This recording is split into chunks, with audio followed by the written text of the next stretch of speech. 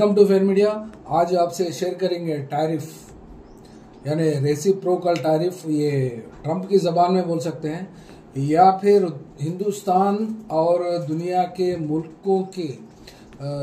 जो prime minister presidents जो भी होते हैं वो लोग की ज़बान में इस टैरिफ को रिएक्शन में रिटेलिएटरी टैरिफ्स इम्पोज कर रहे हैं एक दूसरे पर।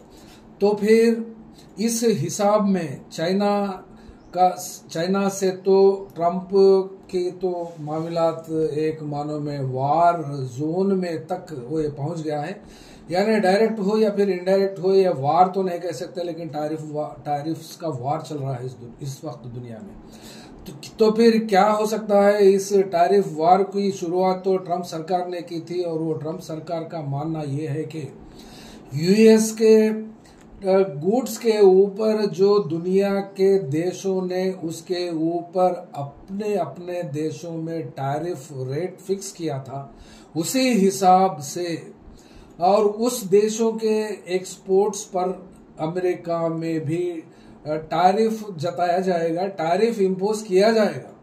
तो इससे पूरे देशों की इकोनॉमी हिल गई है और पूरे देशों की इकोनॉमी में और वहाँ के अवाम में दुनिया के सतह पर एक हलचल सी छा गई है। ये गुज़िश्ता एक महीने से चल रही है और इसका अमल में जो आना था वो 6 तारीख से शुरू हो गया है और उसके बाद में जो रिजल्ट आया है कल इंडिया स्टॉक मार्केट क्रैश हो गई है और इंडियन स्टॉक मार्केट क्रैश होने से पहले अमेरिकन स्टॉक मार्केट और दुनिया के तकरीबन स्टॉक मार्केट क्रैश हो गए हैं। और इस क्रैश 2 बजे के वक्त तक जो इंडिया का stock exchange, Bombay stock exchange हो या फिर नेशनल स्टॉक एक्सचेंज हो, 19.5 लाख करोड़ का लॉस और फिर लास्ट मार्केट क्लोज टाइम 3:30 बजे तक एक 3 से 3.5 लाख करोड़ का रिकवरी करके 16 लाख करोड़ का लॉस हो गया है। और आज उस 16 लाख करोड़ के लॉस में आज जो मार्केट ओपन हुआ था और क्लोजिंग में भी थोड़ा सा फायदा रिकॉर्ड हुआ है, लेकिन जितना लॉस ये रेसिप्रोकल टैरिफ रेट्स का जो वार चलता है और ये रिटेलिएटरी टैरिफ वार जो चलता है इस दुनिया भर के देशों में चलता है और खासकर ये बात चलती है इंडिया के ऊपर। यूएस का जो ट्रंप सरकार ने टैरिफ रेट इम्पोज किया था वो 27% की बात आ गई है और दुनिया भर के देशों में जितना टैरिफ रेट उस मुल्क के वहाँ की सरकारों ने वहाँ के गुड्स पर इम्पोज किया था, उसी तरीके से यूएस के प्रेसिडेंट डोनाल्ड ट्रंप भी उसी परसेंटेज में इक्वली टैरिफ रेट इंक्रीज कर दिए हैं और करने का वादा भी करते हैं। तो फिर इसमें क्या हो सकता है? तो आइए देखते हैं। कल तो मार्केट क्रैश हुई है और थोड़ा सर्वे किया है, इसके बाद में पेट्रोल और डीजल के ऊपर 2 रुपए का इजाफा कर दी है मोदी सरकार ने। और गैस सिलेंडर जो है वो सब्सिडाइज्ड हो या फिर नॉन सब्सिडाइज्ड गैस सिलेंडर के ऊपर 50 रुपए की बढ़ोतरी भी करने का ऐलान कर दी है हमारे इंडिया के मोदी सरकार ने। तो फिर इस दुनिया भर में जो ट्रंप सरकार टैरिफ इंक्रीज करने का जो माहौल बनाई है दुनिया भर में, उसके ऊपर रिएक्शन आना शुरू हो गया है और दुनिया भर की ट्रेडिंग जो चलती है मार्केट्स, वर्ल्ड मार्केट्स में जितने भी कह सकते हैं पूरे क्रैश हुए हैं और थोड़ा सर्वाइव करने में थोड़ा इंक्रीज हुआ है। तो आइए देखते हैं। आज की बात अगर करते हैं तो फिर यूएस को जवाबदही का जो टैरिफ होता है रिटेलिएटरी टैरिफ के ऊपर यूरोपियन यूनियन, अब पूरे मुल्क यूरोपियन यूनियन में जो है वो लोग भी अपना एक मन बनाकर अमेरिका के गुड्स के ऊपर 25% रिटेलिएटरी टैक्स इम्पोज करने का बयान भी कर दिए हैं और उसके बारे में भी वो मुल्क अपना काम शुरू कर दिए हैं। प्लानिंग तो 25% की है। और दूसरे तरफ यूएस के ऊपर भी चाइना ने जो इम्पोज किया था उस परसेंटेज जो देखते हैं तो 34% है, और चाइना के ऊपर यूएस टैरिफ रेट 34% है, और चाइना भी यूएस के गुड्स के ऊपर 34% इंक्रीज किया है। और कॉन्सिक्वेंटली ये इसके ऊपर टैरिफ रेट्स के ऊपर यूएस गवर्नमेंट ने भी लेवी को इंक्रीज करने की वजह से यहाँ पर देखने को मिलता है लॉस या फिर चाइनीज सरकार के ऊपर 104% का टैरिफ इंक्रीज गुड्स के ऊपर होता है। तो फिर ये मामला हिंदुस्तान सतह पर अगर देखते हैं तो फिर कितना होता है, क्या होता है, तो फिर इस percentage 27% tariff rate Indian goods जो होते हैं, और इससे डायरेक्ट इंडिया की इकोनॉमी में जीडीपी में जो अपना शेयर दर्ज करते हैं उस प्रोडक्ट्स और उस सेक्टर के कंपनीज इफेक्ट होने की बात करते हैं तो फिर इलेक्ट्रॉनिक्स आती है और स्मार्टफोन्स है और James, jewelleries, fisheries, textiles and apparel, और इसके ऊपर ये जो 27% का टैक्स ट्रंप सरकार इम्पोज करने से ये फील्ड अफेक्ट होती है। और इस फील्ड का इफेक्ट जो हिंदुस्तान में इंटरनली फैक्ट्रीज और इस कंपनीज पे होता है तो फिर इनडायरेक्टली आईटी सेक्टर और आईटी फील्ड पे भी हो रहा है, ऐसा मामला देखने को मिलता है। और इकोनॉमिक एक्सपर्ट्स और ट्रेड में जो एक्सपर्ट्स है वो लोग के ओपिनियंस के हिसाब से ये मामला सामने आते हैं। तो फिर इस दुनिया भर में यूएस तो किसी भी इकोनॉमी के हिसाब से कंपैरेटिवली यूएस की इकोनॉमी एक बड़ी इकोनॉमी है, और उस बड़ी इकोनॉमी में बनने के लिए या 10, 20, 50, 60, 70 साल नहीं बल्कि 300 साल से ज्यादा वहाँ देश की व्यवस्था बनने में और वहाँ के लोगों का मन बनने में और वो दुनिया पे राज करने में उस देश की हिस्ट्री तो इतने साल पुरानी है। तो फिर ये विश्व गुरु कौन से मायने रखते हैं, क्या मायने रखते हैं, और ये लोग के पास मायने, हम भी हिंदुस्तानी हैं और हिंदुस्तान में रहते हैं, और हिंदुस्तान में जो लोग रहते हैं जिन लोगों की हैसियत और औकात नहीं होती हिंदुस्तान के जीडीपी में बढ़ाने, और जीडीपी में क्या कंट्रीब्यूशन होता है उसके बारे में तो हम सेपरेटली बात करेंगे। लेकिन इकोनॉमिक ग्लोबल इकोनॉमी में इंडियन इकोनॉमी के ऊपर जो ट्रंप सरकार ने 27% टैरिफ रेट अगर बढ़ता है तो उससे डायरेक्टली इंडिया को कितना लॉस हो रहा है अगर देखते हैं तो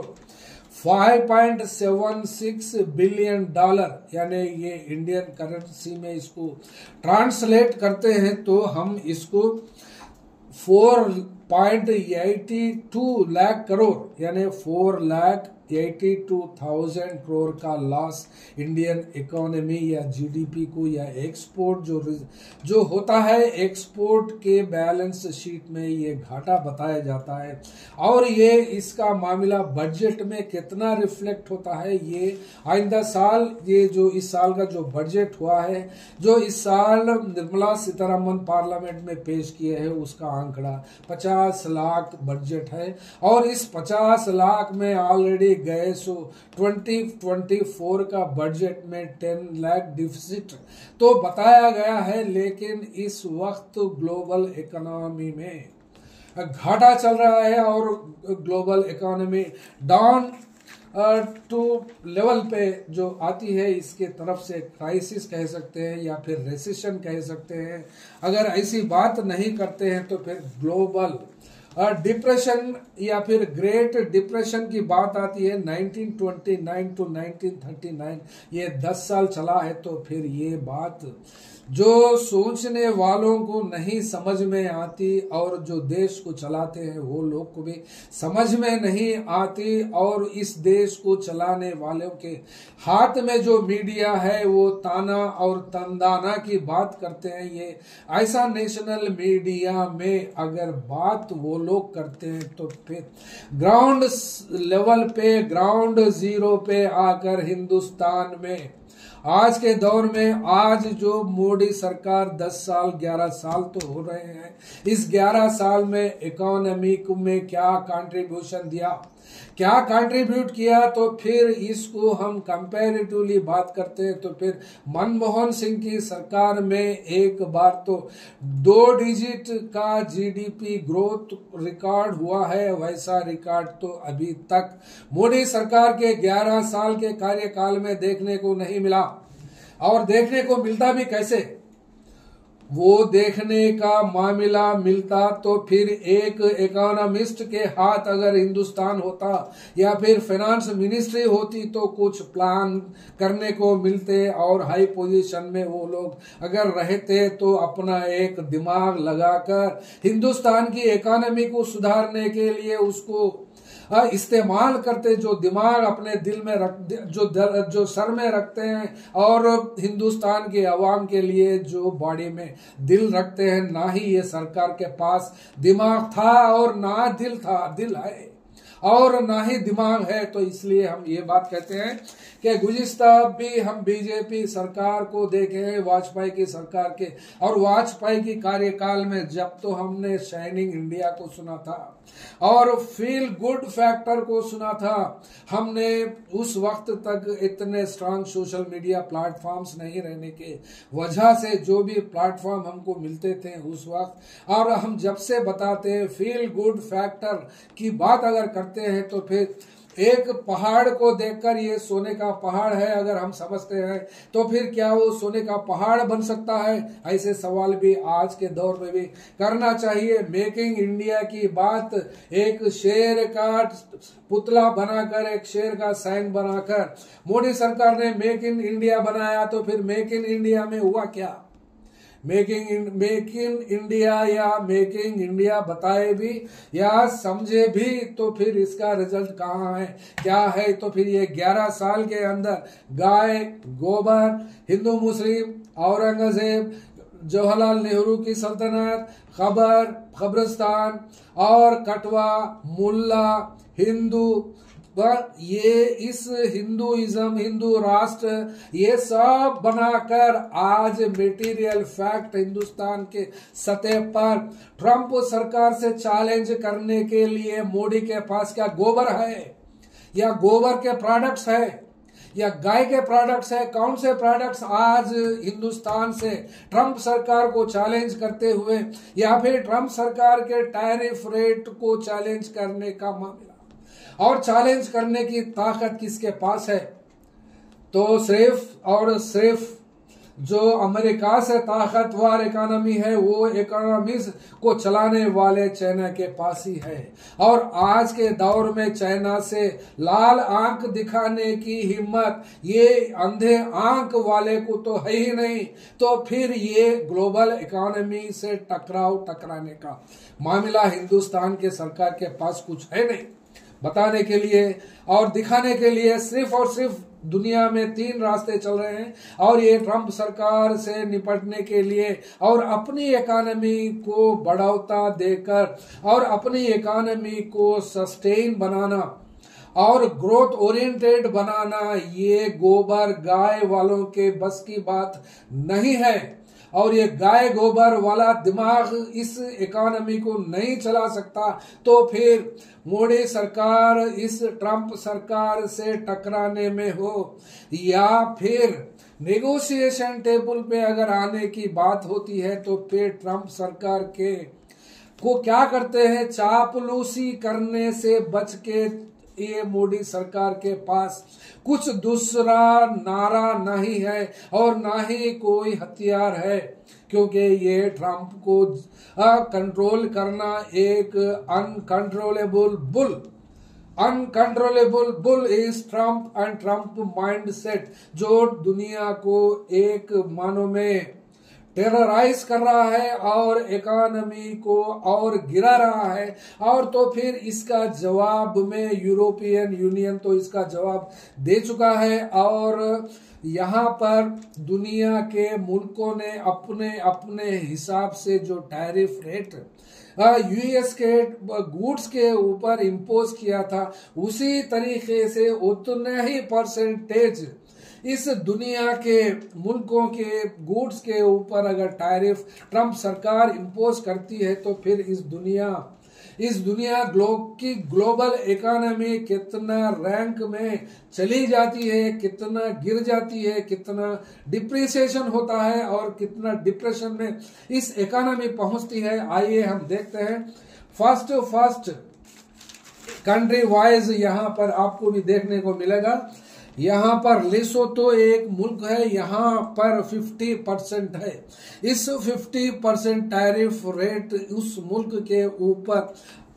ट्रंप सरकार इम्पोज करने वाली है, वो इसलिए कि ये कंट्री ने यूएस के गुड्स के ऊपर 50% टैरिफ इम्पोज कर दिया था। तो उसी इक्वल रेशियो में ट्रंप सरकार भी इस कंट्री के ऊपर 50% टैरिफ इम्पोज करने वाली है। उसके बाद में सेंट पेरा है और इसके ऊपर भी 50% टैरिफ रेट इम्पोज कर दिया है। उसके बाद कंबोडिया का नंबर आता है, ये कंबोडिया के ऊपर 49% है और मडागास्कर 47%, वियतनाम 46% और श्रीलंका के ऊपर 44% है। इस श्रीलंका का मामला 2 साल पहले तो देखे थे, वहां का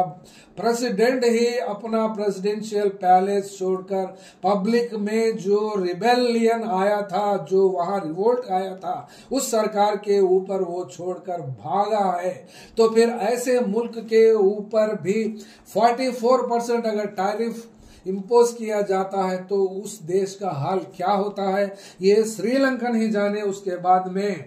फॉकलैंड है, इसके ऊपर 42% और मॉरिशस हमारे बाजू का देश है, ये आइलैंड है, ये इसके ऊपर 40% है। और उसके बाद में बोट्सवाना है 38%, इराक 39%। ये इराक तो इस हिसाब से सद्दाम हुसैन को तो याद किया ही जाता है, ये गुज़िश्ता 20 साल से या फिर 25 साल से जंग में जूझ रहा था और इसके ऊपर इतना टैरिफ रेट लगाकर ट्रंप सरकार ने और इसको झिझोड़ देना चाह रहा है। और दूसरे तरफ फिर गुयाना स्टेट आता है तो इसका रेट 38% है।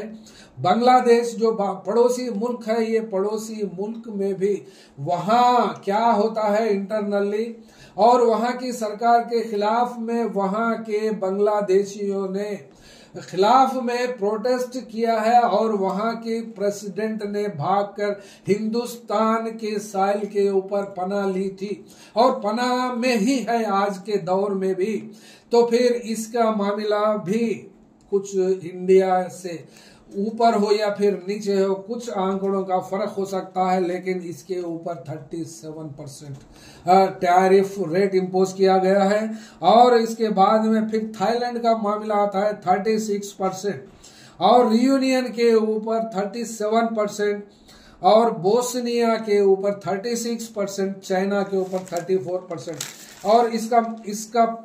टैरिफ रेट जब आता है तो फिर इंडिया के ऊपर ये सब मामलात से कम परसेंटेज पर इसके ऊपर टैरिफ इम्पोज किया है। तो फिर इंडिया के पास क्या है? इंडिया के पास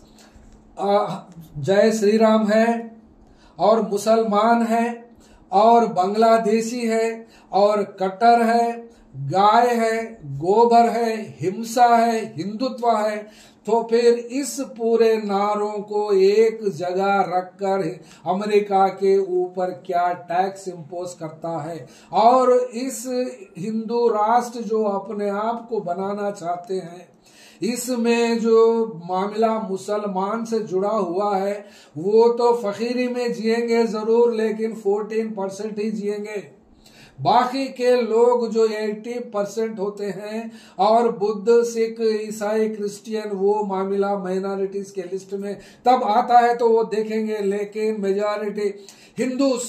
जो अपने आप को बिंदु समझते हैं, हिंदू हिंदू भाई भाई समझते हैं, तो फिर कल से तैयार हो जाइए कि पेट्रोल रेट प्राइस राइज हो रहा है, डीजल दाम बढ़ रहे हैं और इसका इनडायरेक्ट इफेक्ट एसेंशियल कमोडिटीज के ऊपर बर्तन में क्या आता है वो खींच लिया जाता है आने वाले दिनों में। और इनडायरेक्ट टैक्सेस जो होते हैं, माने इंडिया के ऊपर जो 27% टैक्स यूएस टैरिफ रेट्स किया है, तो उसके ऊपर रिटेलिएटरी टैरिफ रेट्स इंपोज करने के लिए इंडिया के पास जो होता है वो ऑलरेडी जब इस ट्रंप सरकार ने टैरिफ रेट को रेसिप्रोकल लेवल पर करने की बात कही थी, तो उसके ऊपर ऑलरेडी हिंदुस्तान की मोदी सरकार ने अपना टैरिफ रेट को घटा दिया था बगैर पूछे बगैर बताए। तो फिर अब क्या घाटा करेगा, कितना हटाएगा, कितना करेगा, या फिर नेगोशिएट करेगा, पैर पड़ेगा, पांव पड़ेगा, क्या पड़ेगा, किस तरीके से उसको मनवाएगा, कितना गिरेगा। ये गिरे हुए इंसान और गिरा हुआ डॉलर में इंडिया का करेंसी का वैल्यू और मार्केट रेट्स और मार्केट की इकोनॉमी और मार्केट का कैपिटल, तो फिर इसके ऊपर फाइनेंस मिनिस्टर मोदी सरकार या फिर हिंदुस्तान के पार्टियों को खरीदने वाले, बैंकों को डुबाने वाले और अब इस हिंदुस्तान के कंपनियों को कौड़ी के दाम पर खरीदने वाले अगले आने वाले दिनों में क्या कर सकते हैं। चलिए आइए देखते हैं। तब तक के लिए इस मुद्दे को ऐसे रखते हैं, जो भी मामला कुछ भी चेंजेस अगर हिंदुस्तानी लोगों के फायदे में होता है तो फिर जरूर दोबारा आपके सामने हाजिर होंगे। Thank you.